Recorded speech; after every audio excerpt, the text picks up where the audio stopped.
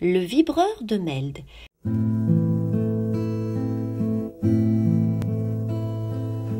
Quelle relation relie la fréquence Fn d'une corde à la longueur grand L de celle-ci? Voici ci-après 4 relations mathématiques donnant les valeurs des fréquences F indice N des différents modes propres de vibration d'une corde. N est le nombre de fuseaux, appelé aussi rang de l'harmonique. L est la longueur de la corde en mètres. T est la valeur de la tension de la corde en newton. Et nu est la masse linéique de la corde en kilogrammes par mètre. Mais laquelle est bonne?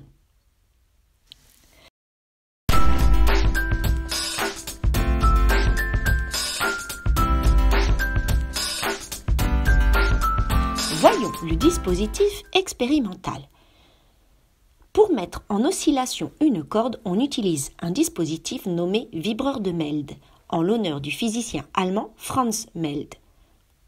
Ce dispositif est constitué d'un haut-parleur sur la membrane duquel on a fixé un crochet.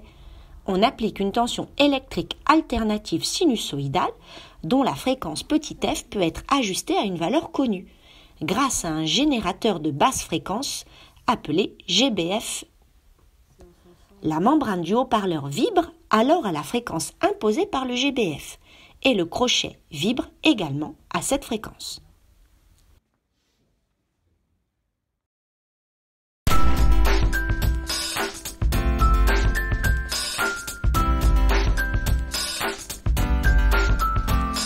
Les modes propres de vibration d'une corde. Il existe certaines fréquences pour lesquelles les vibrations de la corde sont plus marquées. Elles correspondent au mode propre de vibration de la corde, c'est-à-dire aux harmoniques du son qu'elle est capable de produire si on la pince.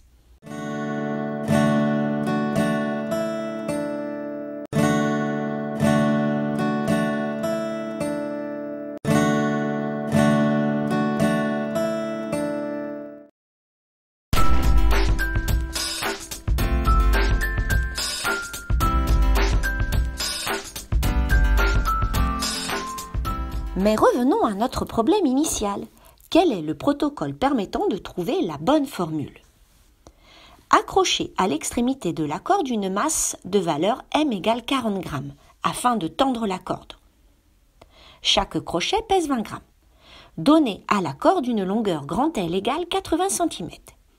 Réglez le GBF sur la valeur f égale 20 Hz. Augmentez lentement la fréquence à partir de 20 Hz jusqu'à obtenir un fuseau le plus large possible. Continuez ensuite à augmenter la fréquence pour obtenir 2 fuseaux, puis 3, puis 4 fuseaux si vous avez de la chance. Voici ce que l'on observe.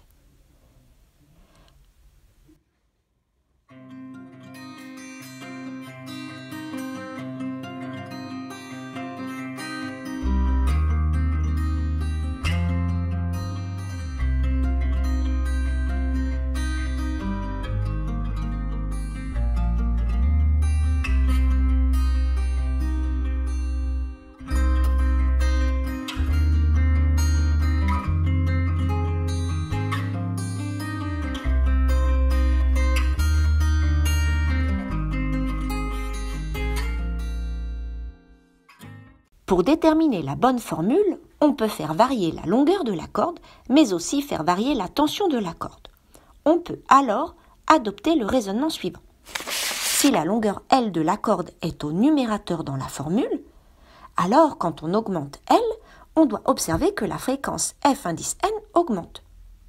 Mais si la longueur L de la corde est au dénominateur dans la formule à déterminer, alors quand on augmente L, on doit observer que la fréquence Fn diminue. On peut faire le même raisonnement pour la tension de la corde. Alors, à vous de jouer, réalisez le protocole et à vous de conclure. Bonne chance!